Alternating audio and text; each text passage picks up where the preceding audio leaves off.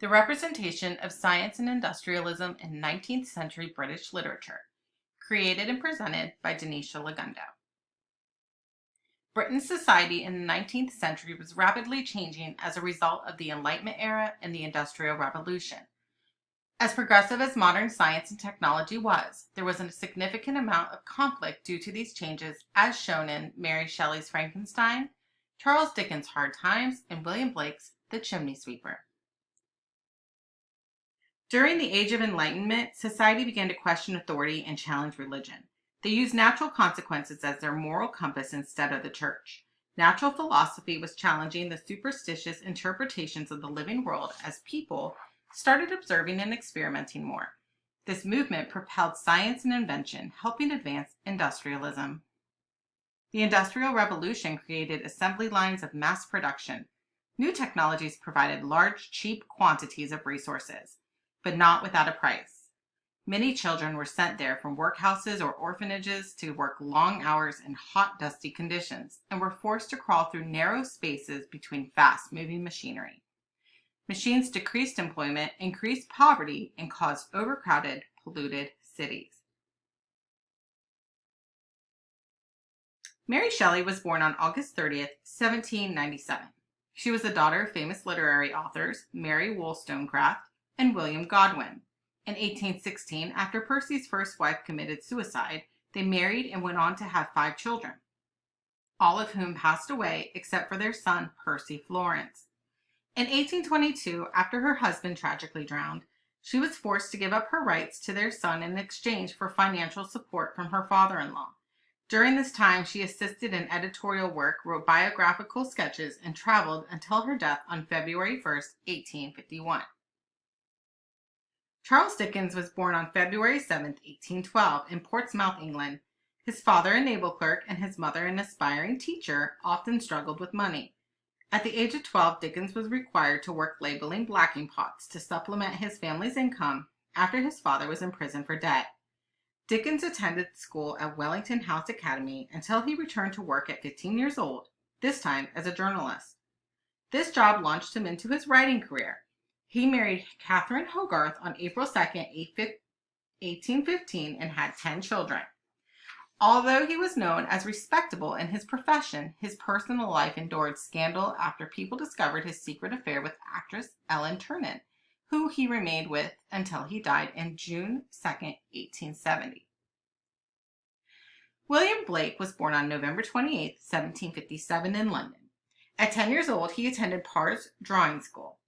Encouraged by his family, they planned for his apprenticeship under master engraver William Ryland. Known to have visions, Blake distrusted the man and refused. Blake's prophecy turned out to be accurate, and Ryland was hanged years later.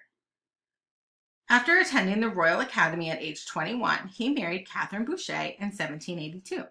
Blake continued to work many literary jobs, but is best known for his illuminated printed poetry.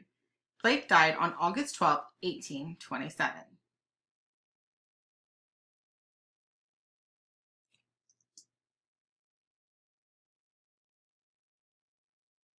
Mary Shelley's Frankenstein is a cautionary tale concerning the scientific advancements of the 19th century.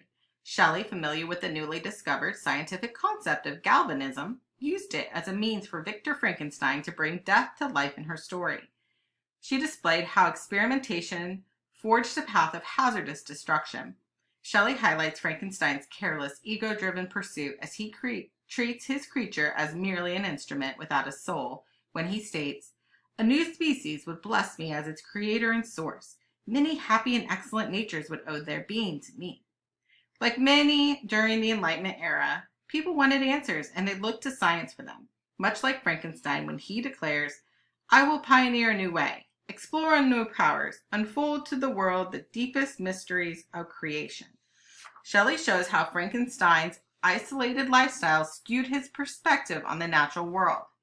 His belief that he was in control proves false when his creature holds him accountable for playing God, stating, "You are my creator, but I am your master. Obey." Like his creature, Frankenstein was dependent on none and related to none, and sometimes he grew alarmed at the wreck he perceived that he had become.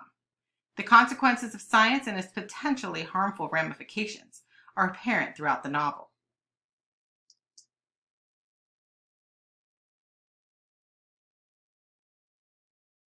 Facts, statistics, and machines are all central themes throughout Charles Dickens' novel Hard Times. Dickens begins with, "Now what I want is facts. Teach these boys and girls nothing but facts. Facts alone are wanted in life.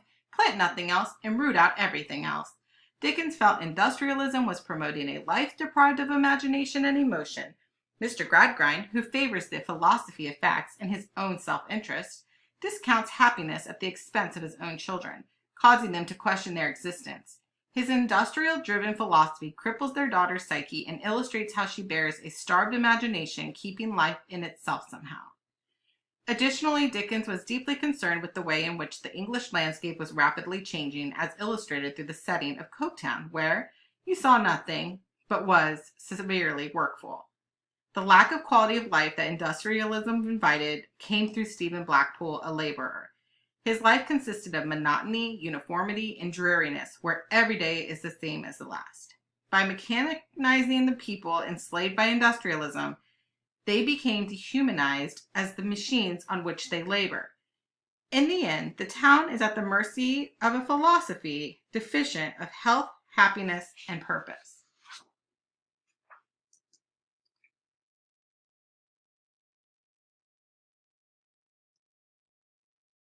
William Blake's poem, The Chimney Sweeper, from Songs of Innocence, shows both the psychological and social implications of the Industrial Revolution on children. It is an urgent plea because the times are suppressed of imagination. By mirroring the conditions and the problems of these ages, he gave power and a voice to oppressed children. Blake introduces the abuse and harsh conditions of child labor by depicting a young child as a little black thing covered in soot after working long hours as a chimney sweeper. The children are treated as disposable, and the chimneys are like the coffins or graves for the little children, as they are in clothes of death. The child is worn down both physically and mentally. Blake emphasizes how to work and to gain money is the duty of the parents, not children, and children should be free to be happy and dance and sing. Where much of Blake's poetry and painting is a celebration of imagination as a power of light in the dark ages of calculating reason, this poem paints a bleak contrast to those ideas. In conclusion, their powerful stories brought to light the darkness of industrialism and science, proving how neither could ever be a substitute for emotion, imagination, or nature.